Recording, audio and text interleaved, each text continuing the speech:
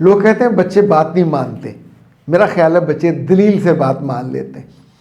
एक मैं भी अपनी बेटी को लेके आए थे, जिनके स्कूल में मुसलसल ये शिकायत थी कि टिक के नहीं बैठती।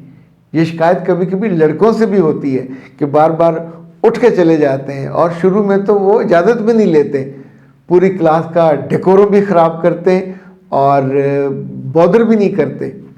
3 दफ़ा की शिकायत के बाद इन्होंने मशवरा किया और फिर उन्होंने गौर करने के बाद बच्ची को बुलाया और उससे सिर्फ एक बात कही कि बेटा जी, जब तुम शाम को ड्रामा देखने बैठती हो तो 2 घंटे कॉन्सेक्टिव बैठती हो, और जब कभी कार्टून वो जो डोरेमोन देखती हो संडे को तो 3-3 घंटे देखती हो। तो आइंदा ये बात तुम्हें ना कहनी पड़े कि तुम कहती हो ना जब मुझसे बैठा नहीं जाता, तो अकल ये कहती है कि तुम बैठ सकती हो, वो तुम जानबूझ के करते हो। अगले दिन से बच्ची ने स्कूल से टिक के बैठना शुरू कर दिया।